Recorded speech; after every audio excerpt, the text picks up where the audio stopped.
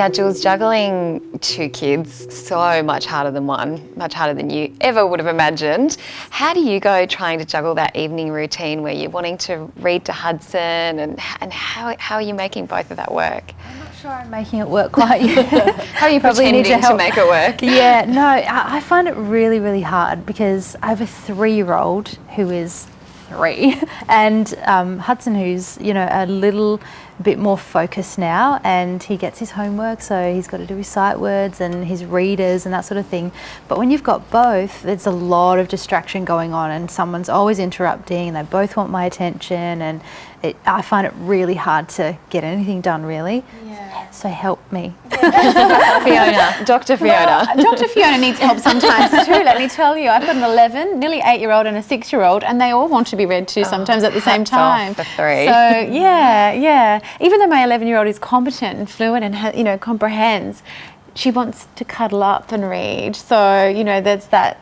So everybody wants to read at the same time. So an app like Reading Eggs is actually very helpful when I can't be there for all 3 of them at the same time. And I'm sure families that have multiple children would love that, you know, just to be able to have the app to assist with what you could only do at one point at a time, you know. So yeah, I've only got one lap. That's what right. I'm always saying to my kids. Yeah. It might be a wide lap, but no. One at a time. And they all like different things to read, so it's not easy to find a book or, you know, to find one book that will sort of suit all of them. So I think it's nice to be able to, and it's just lovely to be able to read to them individually. Yeah. So to have something that could, you know, allow them to read still and learn while you're reading to the other is very helpful, especially at bedtime. We have got the library as well, that's got literally thousands of ebooks and they're narrated. So, you know, you can always let the child have a look at that too and have someone else read it to them. So, yeah, endless possibilities, really. And so what about people that might be teaching their kids at home, homeschooling their kids? How useful is something like Reading Eggs? It is really good. We do have a lot of parents that are homeschoolers that teach their children at home and use the program really successfully.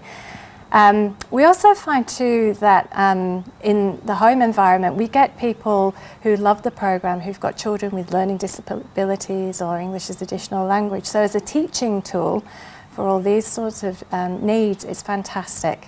And the homeschool environment, again, it's that whole structure that children need that comes to them through the program.